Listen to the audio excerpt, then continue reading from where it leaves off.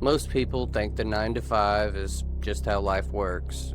You wake up, you commute, you sit under the fluorescent lights, you trade the best hours of your life for a paycheck. You go home tired.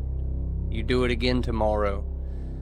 But if you zoom out, if you look at the pattern, it starts to look less like work and more like something older, something darker. It starts to look like a ritual. Not a healthy ritual. Not the kind that connects you to the land or to something real. This one feels closer to the old stories about Baal. In the ancient Near East, Baal was a storm and fertility god. People believed he controlled rain, crops, and prosperity. And when things got bad, drought, war, fear, they made offerings. And according to multiple sources in the Bible and archaeological finds in places like Carthage, those offerings sometimes include their own children, burned alive in the Tophet, to buy favor from the god. The logic was simple: to give up what is most precious now, and the god will give security later. Fast forward a few thousand years, and we don't have bronze statues with outstretched arms and fire pits in the middle of the city. We have something quieter, something more respectable. We have the 9 to 5 job. Think about what actually happens. You wake up while it's still dark or just turning light. You prepare yourself. You leave the private space of home, cross into the office, the store, the warehouse, the screen. You offer your attention, your energy, your body for a set number of hours. In return, you receive tokens that promise safety, status, and the ability to keep the ritual going. The sacrifice is slower than the old fire. It doesn't kill the child in one night. It just takes the parent's time, presence, and life force over decades. The kids grow up in a daycare and after-school programs, while both parents keep the offering going. The justification is almost word for word the same every time. I'm doing this for their future. Baal was supposed to make the land fertile. The modern version promises a house, retirement, and security.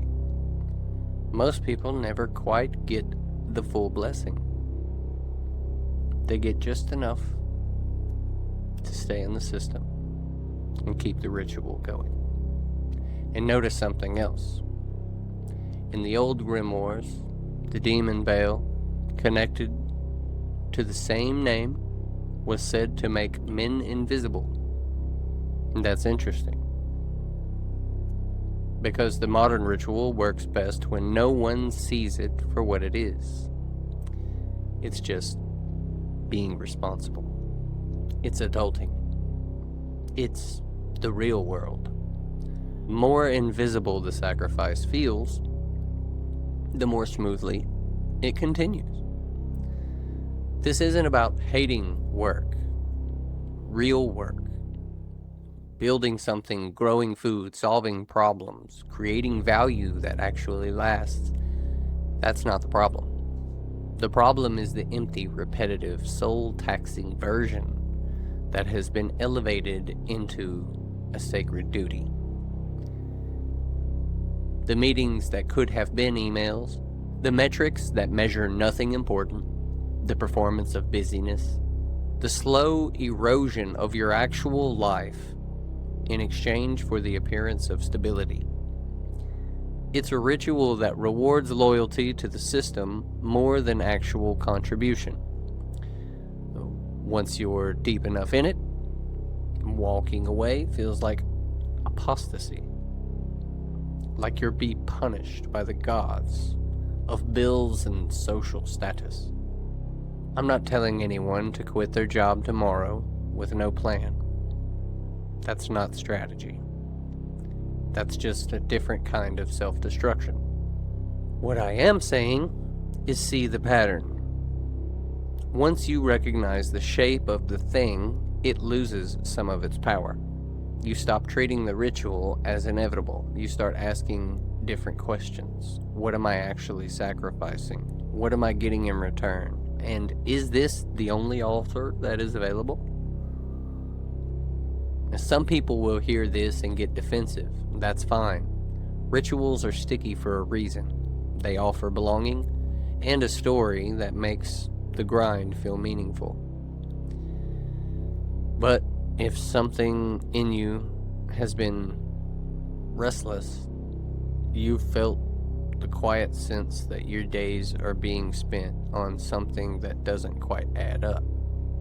But if something in you has been restless, if you feel the tingling sense that your days are being spent on something that doesn't quite add up, then maybe this lands.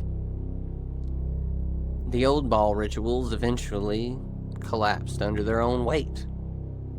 People stopped believing in the fire, and they stopped believing it was necessary, and new stories rose. The same thing can happen now. Not through rage, through clear seeing. Your time is not infinite. Your attention is not infinite. Your life is not a renewable resource to be burned for the system's favor. See the ritual for what it is, and then decide what you're actually willing to offer. And to what.